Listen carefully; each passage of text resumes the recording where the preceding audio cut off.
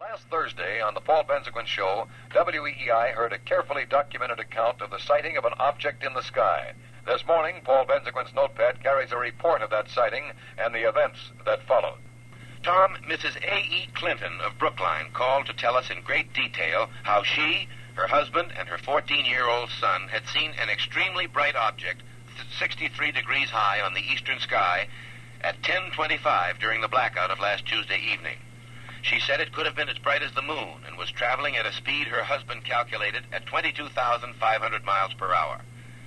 Following a brief WEEI news report, the next caller, a man from Revere, corroborated all details of Mrs. Clinton's sighting and added that he had seen occasional bright orange lights shooting from the object. He was so impressed by the object that he reported it to the Smithsonian Astrophysical Observatory. A lady in Framingham then reported that she had talked to two friends who had also been perplexed by a sky object seen at the same time.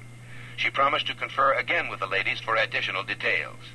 Next, a boy from Medford confirmed that he and his father had also seen a bright oval in the sky. A Newton lady then came on the line to describe a strange object that she had seen shortly after the lights went out. This one was marked with a prominent cross and had blue and red lights on the bottom. Mrs. Sally Turner, a WEEI faithful, described the object vividly, matching all but its statistical details with the call from Mrs. Clinton. A woman in South Dennis, who didn't want to go on the air, said that from where she looked on the Cape, the object seemed to hang over the darkened city of Providence. Next, a sighting from Roslindale placed the object 20 degrees above the eastern horizon at 8:40, rising gradually until it disappeared at 9:20, possibly consistent with what was seen an hour and 5 minutes later by Mrs. Clinton. A Mattapan woman who described herself as a UFO skeptic told of a round, extremely brilliant object which she thought at first might have been a plane circling because it couldn't land at the blacked-out Logan Airport. She became convinced it couldn't be an airplane and remained mystified. Then Edwin W. Fogg, publicity director for the New England UFO Club, called to reject the sighting because of its estimated speed. He said that a good observer would have given angular velocity rather than true speed because he wouldn't have known exactly how far away the object was. Mr. Fogg predicted the sighting would ultimately be identified. He was exactly right, for the object was well known from the outset. When Mrs. Clinton was asked if the object was as bright as the moon, she said it could have been. Of course it could. It was the moon, the very object she had agreed to call WEEI to describe. Mrs. Clinton is really Mrs. Waldo Fielding, the former Sue Bennett, who is as fine an actress as we could have found to play the part. The moon she described was 1 day less than full, and by simply omitting its name, she caused a flurry of calls based on the most identifiable object in the night sky. Only Mrs. Turner, among all the callers, knew what that object was. It is fair to wonder this. Among the 9,000 UFOs reported over the past 10 years or so, how many were like this one? If you plan to call this afternoon between 2 and 6 on WEEI, think twice before you report a UFO.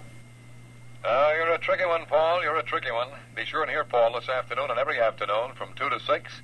His number, Devonshire 86700. Give him a call, but make sure you got your facts straight because he checks on them. They possibly meant the moon. Because the moon was very unusual that night. Yes, it was. That was about the only brightness we had around. That and the electric lights down in front of the Saxon Theater. But it was... I was on the toll road heading east, and right at 128 at about 10 minutes after 5, at first I thought it was the sun, but it was in the wrong direction. It was bright orange. It looked just like a pumpkin. And then I thought maybe it was some kind of an advertising given, but it was definitely the moon. The moon was very beautiful that night, and we set this thing up just for the same purpose, to find out... I thought, how could anybody not recognize the moon? Well, it wasn't until the day afterward, on Friday, that I got a call from a man in Marshfield who indicated that he definitely knew what it was. He placed the moon at that hour at 62.5 degrees rather than 63, so I knew instantly that he had done some checking and that he had pinpointed our unidentified object. I'd like to speculate a little on UFOs. Okay. Do you mind? Not a bit. All right. I'm not Your radio is bedeviling you like a UFO. Why don't you turn it down so we can talk? Turn down the radio. That's it. Turn down the radio. I'm speculating on UFOs. I've never seen one, but I'm very open-minded. You are? And I understand you are not. from the evidence that you have shown. All right, we'll say that they aren't. We'll say I've got a closed mind on unidentified flying objects. All right. 10 years ago, we never were out in space, were we? No, we were not. Well, let's right. see, 10 years ago, we had pretty good probes going up there with the V-2s and the early model American rockets. All right. Within 10 years, we have sent 2 probes to other planets, right? Right. And we are approaching landing on the moon. Uh-huh. And NASA is seriously spending millions of dollars to find out if there is life on other planets. Right. And this has only come about in 10 years. Uh-huh. And if we can send a probe to another planet, is there any reason why they can't send a probe to our planet? None we whatever. have a monopoly on it. None whatever. All right. Now, what would happen if, say, a million years from now, if we continue to exist as a progressive society, what can we do a million years from now? Quite a bit, can't we? Sure. Well, who's to say whether this civilization, there is not a civilization in outer space that is at least a million years older than we are? Is there any reason there is not? None whatever. All right. Isn't it very possible that there are UFOs around here studying us? Not on the basis of the evidence at hand. Well, even Of course it's including a the possibility. evidence. It's a possibility that some of the radio sounds that we pick up on these enormous television radio antennas that probe deep space. It's possible that the one now in, what is it, W43 or some section out there, that is sending us a pulsing message. Maybe several million years ago, these people tried to get in touch with us. All right. Well, if we can send a probe to Mars, can somebody on Mars send a probe to us? No, because there isn't anybody up there to send a probe. Well, you're so certain of that. Yes, I am. Well, I'm not. Well, I am. On the basis of the last flyby we had, there's no life on Mars. Well, our planet right now is Jupiter. Now scientists are saying that, contrary to their prior beliefs, Jupiter might have a civilization on it. I'm ready to hear from that. Very well. But I won't just say that because a number of nitwits have reported unidentified flying objects. Well, whether it's Jupiter or Mars or Venus, it's possible there can be some civilizations close by. You have to rule out Venus, and you'll have to rule out Mars on the basis of precedent. Really, we can. Okay. Now, what about maybe one of the moons of Jupiter is husky enough to support some life? Or how about the other side of the moon itself? Maybe a landing base. No, nothing up there, no atmosphere. Oh, you have to take these things rationally. They're skills. You are talking in terms of our own progress. What about the millions of years of progress that we're going to achieve later on? Sure, but we can overcome all these problems. Well, there are certain problems that you can only overcome on the basis of demonstrable evidence, and one of them, if there were any other life in this solar system, any other intelligible life in this solar system right now, they'd have been in touch with us by radio a long time ago. Well, can you communicate? Can you talk with a dog? Well, I can talk to a dolphin. We're learning how. Sure, we're learning how. Can you talk to a dog? Can you carry on an intelligent conversation with a dog? No, and I'm finding it increasingly and progressively harder to talk intelligently with Mr. Bashuk and Danvers. Well, what I'm trying to say is it has been told to me by other people that these creatures may be so far advanced beyond us that they don't know how to communicate with us, or we don't know how to communicate with them. See? Well, when you show me some evidence that suggests that as a possibility, I will listen. All right, then if you show evidence that it's false, then you tell us that you don't show that evidence. No, what I say is that there is no demonstrable evidence of any of the things that you have speculated about in the past 4 minutes. Well, then... And when there is, my mind is more open than yours. All right, then please keep your open mind then. I will. All right. Thank you, sir. Problem here. Yes, Chief. I would like to relate a little incident that I happen to be a part of. Okay. I was on the USS Boston. Yes. Over in the Mediterranean, I don't know, off of Spain someplace, I guess it was. I had a shop on the main deck. So I was standing outside the shop one day, and I looked up in the sky and seen 3 objects. And I don't really think I could define what they look like other than, like maybe a spotlight on the sky at nighttime. And these 3 objects were flying down the port side of the ship, and there was one young man standing in the shop, so I says, "Come out here." I says, "What do you see up there?" He says, "Flying saucers and all of this crazy stuff." Well, I says, okay, I didn't get too alarmed about it, and I watched these objects fly down there, and directly they disappeared. And pretty soon here comes the ship's dentist walking down the deck, a full commander from down the Cape someplace. And he says, "Chief, you'll never guess what I just saw."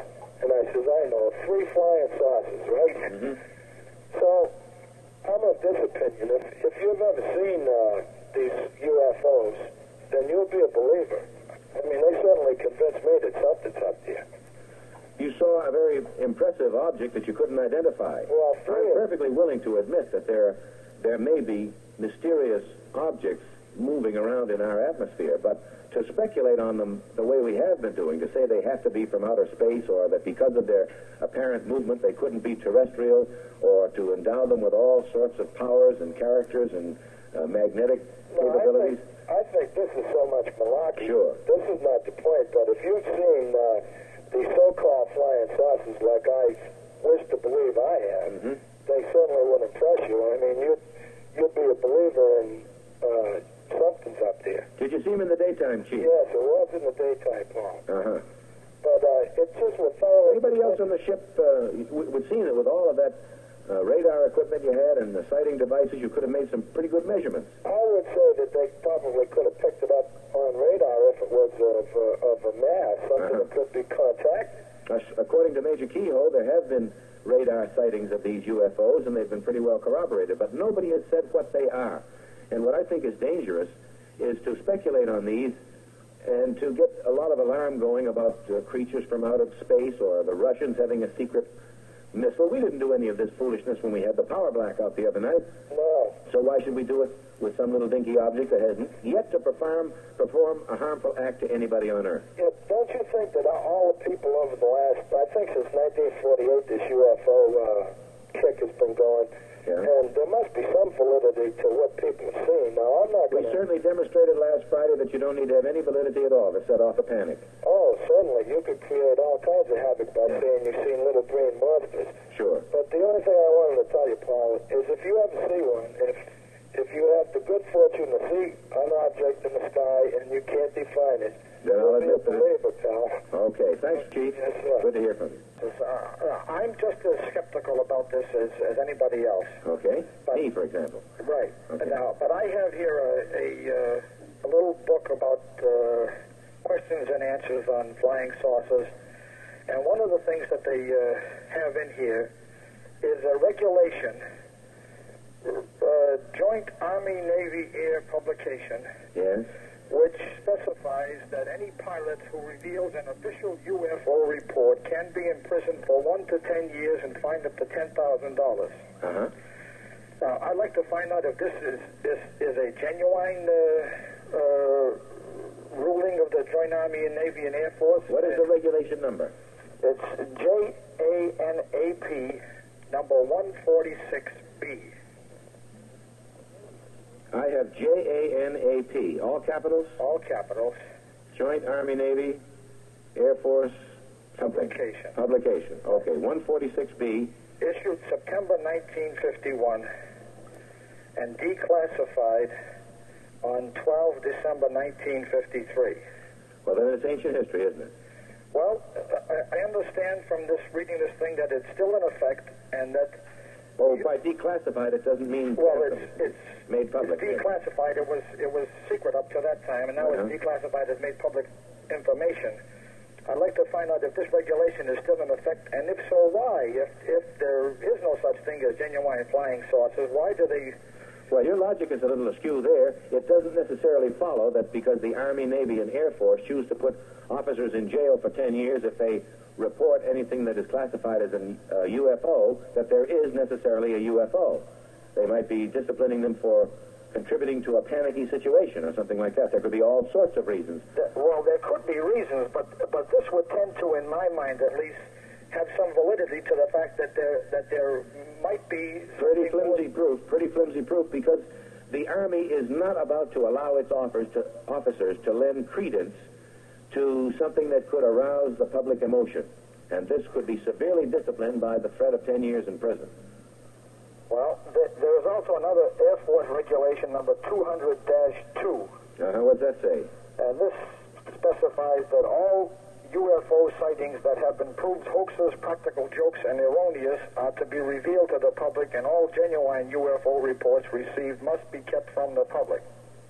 This is a big question that any reasonable person can answer. Why, if there is anything to this, won't the Air Force tell us about it?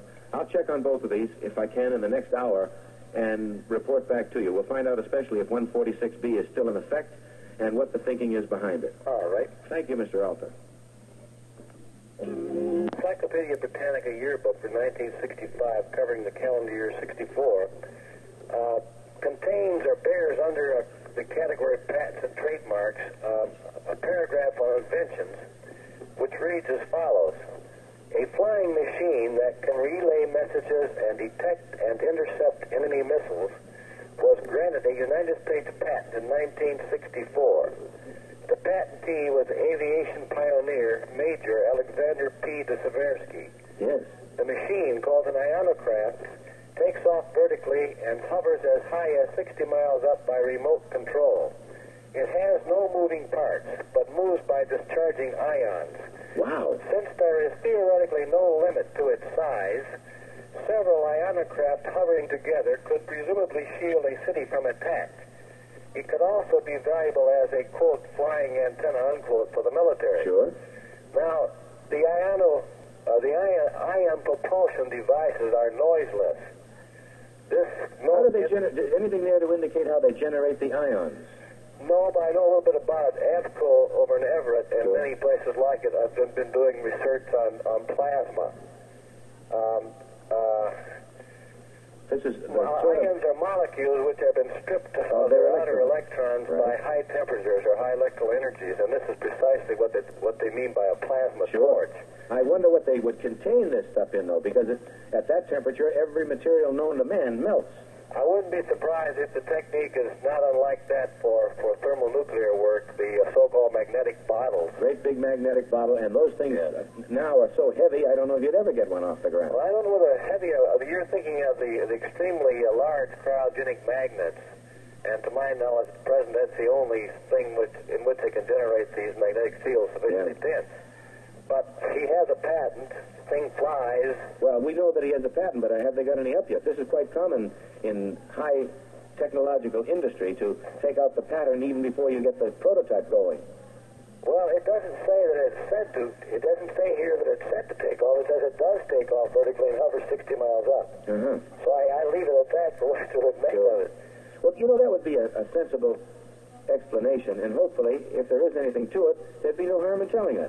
No, I think not, except that if they intend to use this for protective cover, they'd like it not to be known. But here it is. I would not have called you had it not been here in the public domain. I'm glad you did, Mr. Whitmore. It prompts me to make an analogy between that and the announcement last week by the Russians that they now have an orbiting missile. They haven't orbited one yet, but they claim that that missile is capable of responding to directions.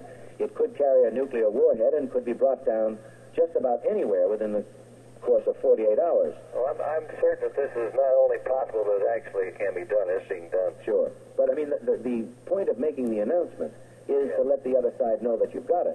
Yeah. And that might just have been the reasoning behind what the Russians did last week. We might ultimately choose to let them know that Sikorsky has come up with this kind of a device. Well, I know one reason for the security and such a connection. That is this, that it seems that as soon as a defensive device or mechanism is known to exist, apart from any technical details being published, someone sets about imagining what that device is and dreaming up a counter device. Sure. So this may be the reason, but at any rate, I would guess that the thing exists. Okay, Mr. Whitmore, good information, and I thank you for calling it to our attention. WEEI's number, DEV 86700, your hometown hall. Have you ever tried? I wonder if you can give me some information about Air Force 200-2, a regulation that has to do with how the Air Force shall deal with reports of unidentified flying objects. Well, Paul, we have a UFO project officer here on the base. Yes? And any time that there is a report of an unidentified flying object, it is referred to this UFO project officer, who tries to get as much detail as possible from the caller. And when I say detail, the time, place, location, size, shape, anything that would help in identifying the reported object or establishing any particular identity to the object. This information is analyzed here, and it is then forwarded to the Foreign Technology Division office. Actually, it's called the Project Blue Book office. That's the one I'm wondering about. At Wright-Patterson Air Force Base, where all UFO reports are consolidated. Now, they in turn take this material, analyze it, and they do direct investigations. Investigations are conducted on every report where the information is complete enough that you could actually do an investigation. Major, what I'm trying to clear up is the repeated report that the Air Force is playing footsie with the public and will not tell us anything about Project Blue Book, that you never get any satisfaction on a sighting when you do report it to the Air Force. And can you tell me whether or not this is true? Is there any classified aspect to the disposition of these cases? No, there is nothing classified on it, but we do investigate every report. For example, Paul, since 1958, about 92% of the UFO reports have been fully investigated, and it has been determined that none of these constituted any threat to the defense posture of this country from any space or any foreign element. Yes, I'm sure this would be the case. There are reasonable people dealing with these things, and the stories that we get are so easily inflated. We had an instance that we deliberately perpetrated here last week. The object that was sighted was the moon, and we simply didn't name it. And I'm just trying to find out whether or not is there any publication by the Air Force on how you handle this as a matter of policy? There is a pamphlet that is published showing the results of Project Blue Book, and there are regulations that show how it is normally done, Paul, but these are not for public consumption. They are not. They are for internal use. Uh-huh. But, well, I think I'd better have a talk with you off the air and get as much of a picture as I can of policy on this so that I'll be able to respond to these sightings as sensibly as you try to be. Okay, well, Paul, you might find this interesting. It's very strange that they do seem to run in cycles. They do. For example, at Hanscom Field during the calendar year 64, we had a total of 21 UFO reports that were brought in here. Now, here at Hanscom this year, we have had a total of 70, and 49 of those reports have been within the past 60 days. Uh-huh. Major, I'd like to call you back in 15 minutes. This is worth talking about, I think, and if you're willing, we are certainly willing. Real fine, Paul. You can get me at extension 5191 at Hanscom. Thank you very much, sir. Okay. And Paul Benzaquin very shortly will be in touch again with Major Derry Barrie out at Hanscom Air Force Base in Bedford to talk about the regulations that govern flying saucer sightings or unidentified flying object sightings, Project Blue Book at Wright-Patterson Air Base, and JANAP, which is a Joint Army-Navy publication, 146B, that gives a man 10 years in prison if he pops off about UFOs as sighted. Okay, we're waiting on that call. It'll be through shortly. You're Edwin Derry Barrie at Hanscom Air Force Base. Hello, Major. Yes, Paul. Good of you to be available again. Nice to Major, is the Air Force aware of an attitude of questioning hostility concerning its disposition with the UFO sightings that it processes in Project Blue Book?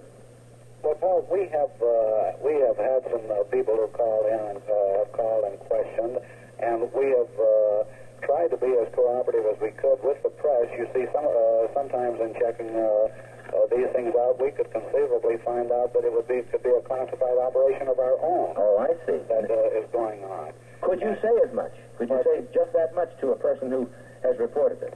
Well, you see, now when I say we, I am not referring to here at Hanscom Field, for example. Let me give you a hypothetical situation that perhaps would clarify it. Good. We have now an airplane called the YF-12A. It is a very radical departure from the normal configuration of an airplane. Mm-hmm. Now, this aircraft was designed and test flown out on the West Coast, and the President announced the existence of this aircraft several months ago. I remember hearing that announcement. Okay, now when this airplane, in order to have the aircraft, we must develop it, we must design it, develop it, and test fly it, and know that the airplane can do the job that it was designed to do. Right. In order to test fly it, it's got to be in the air, and we can't always keep it over an area that is isolated, and the people can't see it. So if they look up in the sky and they see this very strange configuration of an aircraft that is undergoing test, it's something by design specifications, it's very, very different from what they're normally accustomed to seeing. So they might get all head up over that and report it as a UFO. They could conceivably. Uh-huh. Now, you might recall, Paul, about 6 months ago that there was an announcement about a testing of a flying bathtub. Do you remember this? Vaguely. Well, the flying bathtub was a vehicle that was being tested on the West Coast as a possible re-entry vehicle that could be controlled and actually maneuvered in the space program and to be controlled, re-entered into space. Well, I can imagine what my reaction would be if I had not known that such things were going on, if I suddenly looked up in the sky and saw something that looked like a bathtub. I see. So of necessity, we've got a confusing situation, and people in all good faith might make a sighting of one of these objects, and you're not in a position to say, well, we know what that was. Yes, that is the situation. You see, there are certain prerogatives that are held by the military, and necessarily so in the interest of national security and safety, as we make such tests and what have you, and attain such stature in our defense program and our space program, that our government decides when the time is right to make an announcement that we have such a capability. Sure. And Major, could the Air Force say to me now, we have no evidence that any of these objects that have been sighted are extraterrestrial?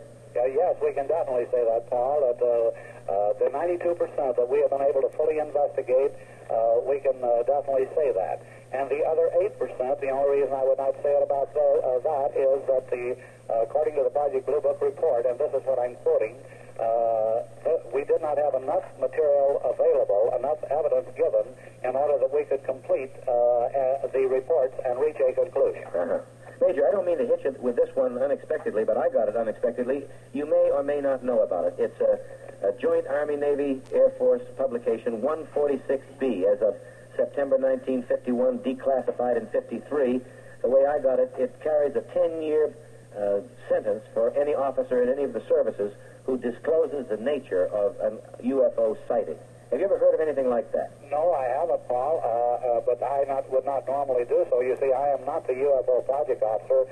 I am a public information officer whose job is working with radio, newspaper, television, books, magazines, things of this type. But that would be quite easy to check, a 146B, Joint Army-Navy Air Force publication. Yes, I could check. I might have to go to 146B, right, Army-Navy Air Force. Yeah, and I'm in no hurry for it. If you could just drop it into the mail or something like that, I'd be able to refer it to the conversation you and I have just had. All right, well, I can check and see if I can get it. I know that it would not be available here at Hanscom, or I do not think it would be available. And what was the date on this, Paul? 1951, declassified in 53. 1951, declassified in 53. Let me check and see if it's available, and if it is, I will get it for you, and if not, I will certainly let you know that whether or not I could get it. Major, thank you very much for this information. I think you've allayed a good many concerns that people have had about the Project Blue Book and UFOs in general. I hope so, Paul. Feel free to call me anytime. Thank you, sir. Bye. Major Edwin Derry Barrie, Public Information Officer, Hanscom Air Force Base, Bedford, Massachusetts, and that friend is the horse's mouth. Reported here last Thursday? Right. That was as of Tuesday night, the blackout night. Right. Now, I tried to reach it last Thursday, but I couldn't seem to. But I heard the report this morning. You did? And did anyone say that this was a vapor trail? No, we said it was the moon. That's what it was. All right, the moon was bright, and there was a vapor trail from, like, what attracted my eye to it was that I had never seen a vapor trail at night. And this was a vapor trail to the right of the moon. Oh, really? Pardon? I was wondering if there's any possibility you could have been looking at that Japanese comet. Well, I thought this was, at first, was a comet. I thought it was. That's why it attracted my attention. And I looked at it, and I seen at the right, so the right of the moon, about 45 degrees, and I followed it. And I went over the moon, and way over to the left, there was a little tiny object moving at a terrific speed. And there was a light that blinked on it. And I was going to go back into the house and tell my wife and my son, but then I thought, it's just a jet. I just kept right on going. I went to work. Sure. You know, the fact that that jet would necessarily have been between you and the moon and flying in that direction could explain why its vapor trail would be visible at night. Right. Especially if that vapor trail consisted of frozen droplets, which could interrupt the flow of the light from the moon. Right.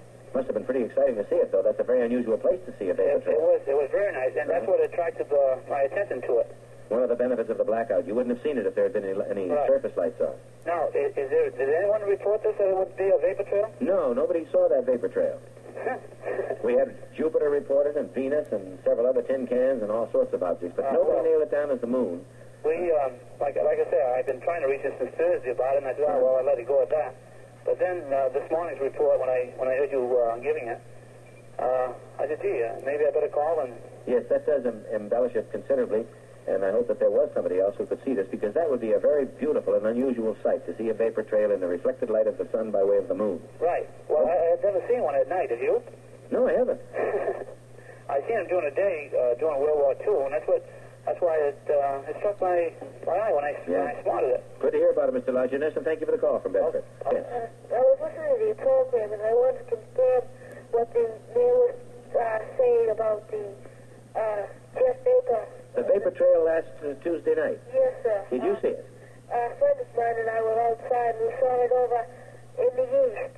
Did you recognize it as a vapor trail at the time? Yes, sir, we did. At first, it caught our eye. We didn't know what it was, but then we could see the jet, and we realized it was a vapor trail. Very sensible. Did you also believe that the jet was traveling at an unusually high rate of speed? Yes, sir. How about that? Any idea what kind of a jet it might have been? No, sir. But was the trail single or double? It seemed to be a double trail. Uh-huh. That doesn't suggest a heck of a lot, because so many of the jets now do have double jets, even on some of the fighters. It was very wide. Many of the jet trails are, Yes, they are. Too wide, but this was very, very wide. Uh-huh. And it was strange to see it at night. Isn't it funny that in all the conversation we had about that particular evening, nobody mentioned the jet trail, and the other caller wasn't able to get through, although he wanted to mention it. And I'm sure you would have, too, if you had been able to get through. Yes, sir. Thanks, Tim. You're a pretty good observer, and I'm glad to hear from you. Thank you. WEEI, open to all sorts of commentators, and that includes Tim Norton. Air Force Base again. This is typical of the kind of reports that somehow get associated with UFO sightings. Maybe you remember that Mr. Adler in Sharon, in all good faith, reported to us that there was a joint Army-Navy publication called 146B, which would give an officer 10 years in prison if he disclosed any information about unidentified flying objects without authorization or even with it. It turns out that 146B, Joint Army-Navy publication, has nothing whatever to do with unidentified flying objects. What it has to do with is attack by a hostile force. Now, if you want to analyze how that story came about, it's perfectly simple. Supposing we were attacked by flying saucers. You see? No basis whatever. And we all go off half-cocked.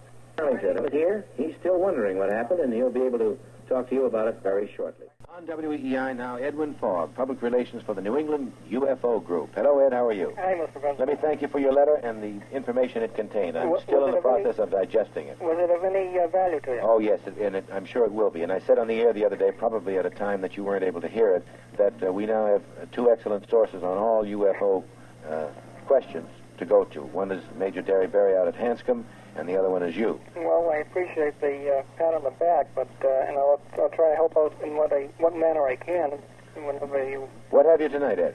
Well, I was watching that object that Mr. Anderson described on the way home from work tonight, and according to the compass in my automobile, it's approximately west-southwest. West-southwest. I feel it's somewhat too far south to be Venus, and I am planning to take a photograph after supper tonight, if it's still up there, hoping that it will show up against the star tracks and show if any motion is present in relation to the star tracks.